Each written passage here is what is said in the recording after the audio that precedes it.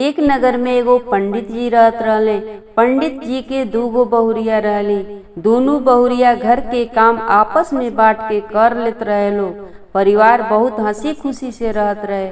समय बीतला पर पंडित जी के छोटकी बहू के सुंदर बेटवा जन्म लिहले।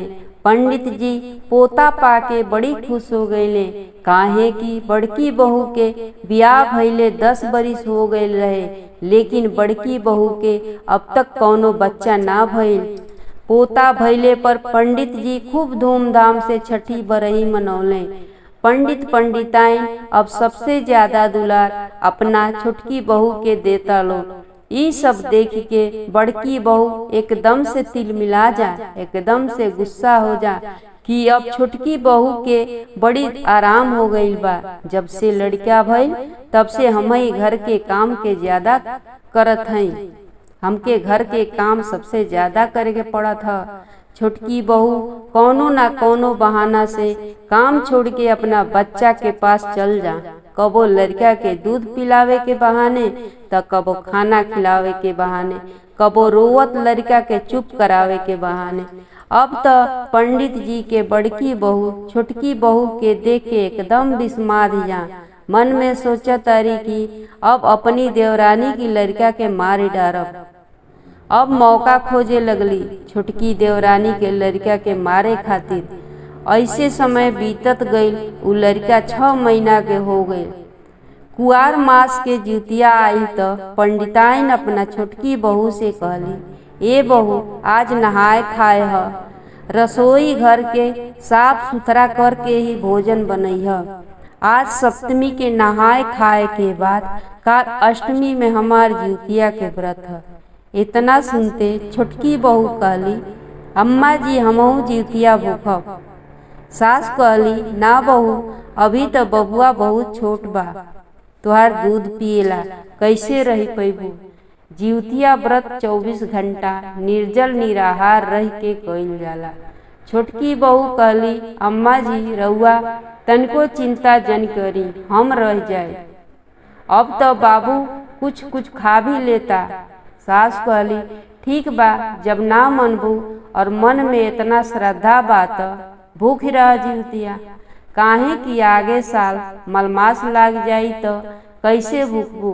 यही साल जितिया व्रत के उठा ल। पंडिताइन लोटा दतुअन और साड़ी लेके गंगा नहाए खातिर जाए लगली। तब छोटकी बहू कहली, अम्मा जी, हमहू गंगा नहाए चलब। पंडिताइन कहली, बहू, गंगा नहाए जेबू त बबुआ के देखी। सास के बात सुन के छोटकी बहू कहली कि बड़की दीदी घर में बाड़ी न, उहे देख ली हैं बबुआ के। जेठानी के बुला के कहली, दीदी, हम अम्मा जी की साथे गंगा नहाए जात हई। बाबू पालना में सुतल हमें, उठिया त कटोरी में दूध भात खिला देव। जेठानी कहली, छोटी, चिंता तू जन कर, हम बबुआ के बहुत बढ़िया से ख्याल रखब। तू आराम से गंगा जी जाके स्नान कर, आराम से पूजा पाठ करके अइह। सास बहू और पड़ोस के परबैतिन मेहरारू रहली, सब संग मिल के गंगा नहाए चल दिहली। गंगा घाटे जाके सब परबैतिन पहले डुबकी मार के गंगा घाट के पूजन कैली, अर्घा दिहली और अपना अपना घरे आ गईली। पंडिताइन और छोटकी बहू भी घरे आ गईली। बड़की बहू भोजन बनौले रहली। पूरा परिवार संग मिल के भोजन कैलस। भोर भइले से पहले उठ के दोनों सास बहू सरगही कैल लो।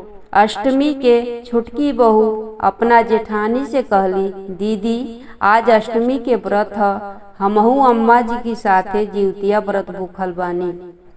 अम्मा जी कहली हई कि आज जितिया व्रत में कौनो काम ना कइल जाला, त का रउआ आज के घर के सारा काम क देव और भोजन बना देव। बड़की बहू कहली, छोटी, तू चिंता जन कर, हम सब काम क ले। सारा दिन जेठानी घर के काम कैली, भोजन बनौली, माने घर के बड़े प्यार से संभाल लेली। संजा भइल त पंडिताइन अपनी छोटकी बहू से कहली, बहू, हम गंगा नहाए जात हई, नहा के जितिया माई के पूजा करब और कथा सुनब। सास की बात सुन के छोटकी बहू कहली, हमहू रउआ साथे गंगा नहाए जाए। गंगा नहा के हमहू कथा सुनब, जिउतिया मैया के पूजा करब, आरती करब। पंडिताइन अपना हाथे में साड़ी, दतुअन, लोटा और खरी तेल लेके गंगा नहाए के तैयार हो गईली। छोटकी बहू भी अपन साड़ी, लोटा, दतुअन हाथे लिहली और अपनी बड़की जेठानी के पुकारे लगली, दीदी जी हम गंगा नहाए जात हई अम्मा जी की साथे। बबुआ पलंग पर खेलता, तनिका ध्यान राखो।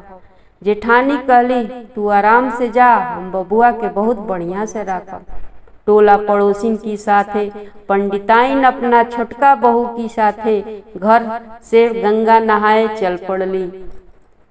इधर बड़की बहू का कैली, छोटकी बहू के 6 महीना के लड़का के एगो बोरी में डाल के मुंह बांध दिहली और अपनी सासू के गंगा घाट पहुँचले से पहले ही ऊ लड़का भरल बोरी गंगा जी में फेंकिएली और घरे आके दरवाजा बंद करके सो गईली। उधर पड़ोसिन की साथे पंडिताइन और उनकर बहू गंगा घाटे पहुँचल लोग। गंगा घाट जाके सबसे पहले दतुअन कई लो, हाथ मुँह धोल लो। अब सब परबैतिन की साथे पंडिताइन और उनकर छोटकी बहू गंगा जी में उतर गईली नहाए खातिर। डुबकी मार मार सब परबैतिन नहाए लगली। तबलक ओही में से एगो परबैतिन की गोड़े में कुछ लपटाइल जैसन बुझाइल तो उलाते से दूसरे ओर धकेल दिली। असही कबो केहू की पैर में लपटा तो कबो केहू की पैर में लपटा जा। अब की बार पंडिताइन की छोटकी बहू की पैर में लपटाइल। छोटकी बहू के लागल की कुछ बा, फिर पानी में डुबकी मार के जवन गोड़ में लपटात रहे ओकरा के हाथे से पानी के ऊपर खींच के ले अली। देखली बोरिया में कुछ बा, फिर गंगा की अरार पर आ गईली। बहू की पाछे पाछे सब परबैतिन भी अरार पर आ गईली। बोरी के मुख खोलल गईल त ई त हमार बबुआ बा। एकदम बेचारी हक्का बक्का हो गईली। इनका के तम घर में पलंग पर छोड़ के आयल रहली, ई गंगा जी में कैसे आ गईले। लड़का के मुअल जान के दहाड़ मार के रोवे लगली, छाती पीट पीट के रोवतरी। गंगा घाट पे बहुत भीड़ लाग गई।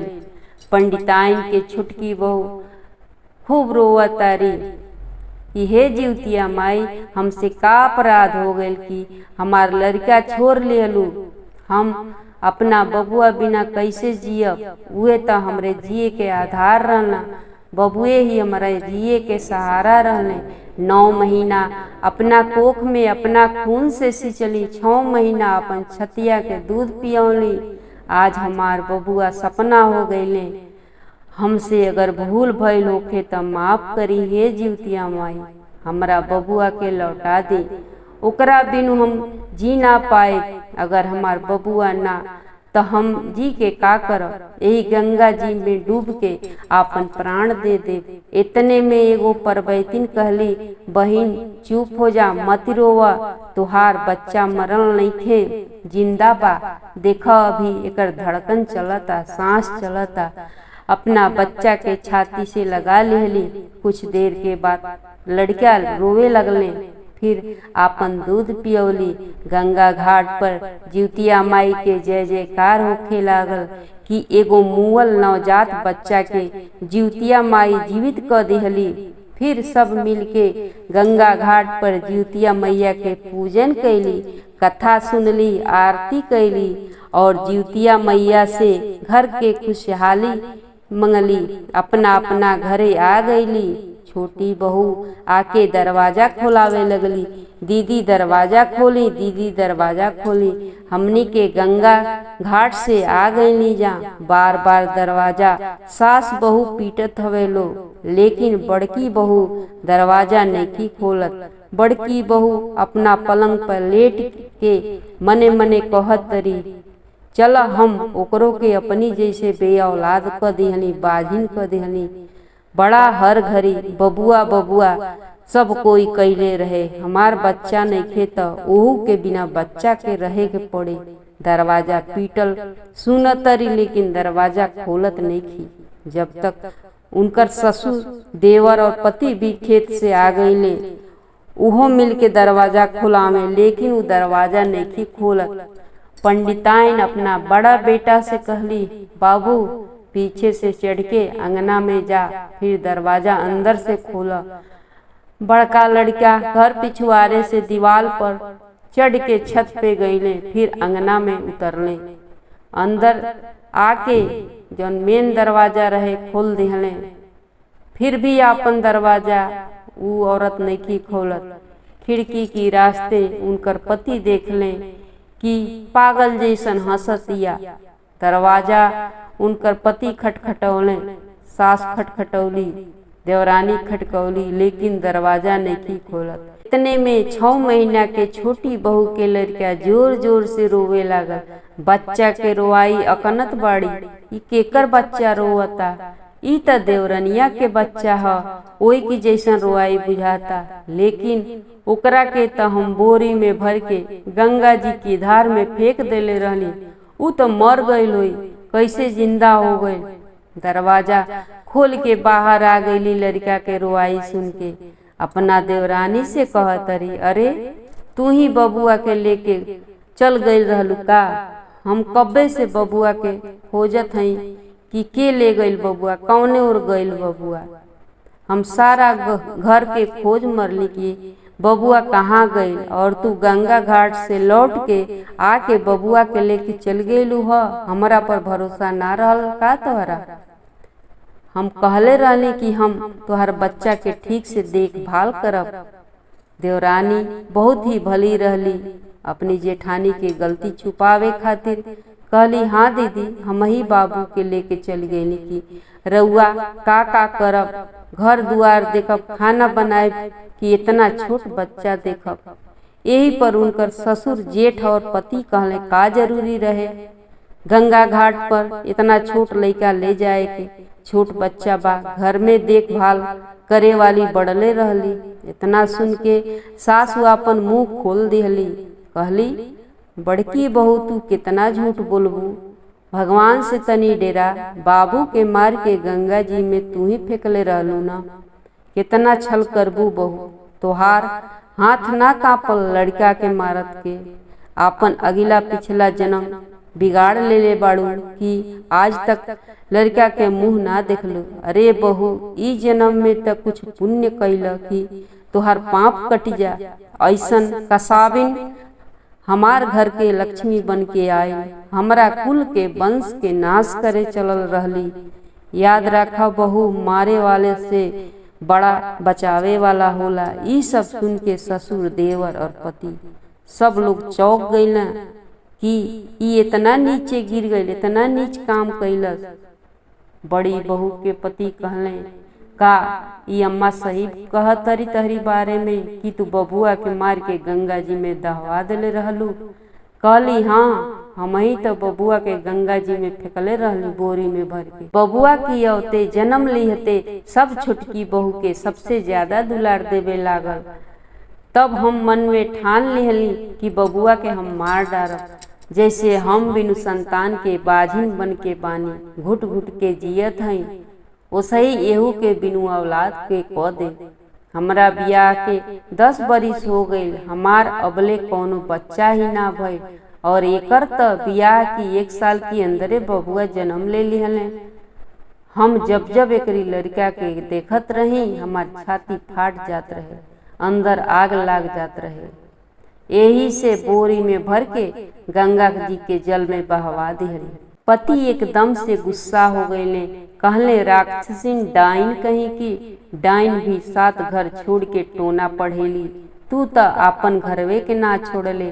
कुलक्षणी हत्यारिन कहीं की, तलवार उठा के मारे चलने। तोरा के यही तलवार से काट के गंगा जी में प्रवाहित कर दे। पापनी कहीं की, अपने तक खुद बाझिन बा, दूसरकों के पे औलाद देखल चाहतिया। पंडिताइन के छुटकी बहू जेठ के हाथ से तलवार छोड़ लिहली। कहली, जेठ जी, दीदी के इतना बड़ा सजा जन दी, बबुआ हमार सही सलामत बाणे, हमके और कुछ ना चाही, रउआ शांत हो जाए। बड़ी जेठानी छोटी बहू के पाँव पकड़ लेली, कहली बहू हमके माफ कर द, हम आपन गलती सुधारब। हम कैसन निर्दयी हो गईल रहली कि तोहरा बबुआ के तोहसे अलग करे चलली। बड़ी जेठानी माफी मांग लेली और अपने आप में बहुत सुधार ले अली। दिन बीतल, फिर जिउतिया त्योहार आयल तो बड़ी बहू भी जिउतिया व्रत भूखली, श्रद्धा नियम निष्ठा से निर्जल निराहार रही के जिउतिया मैया उन्हों के गोदी भर दिली। पूरा परिवार सुखपूर्वक हंसी खुशी से रहे लगा। जय जिउतिया माई, जय जिउतिया माई।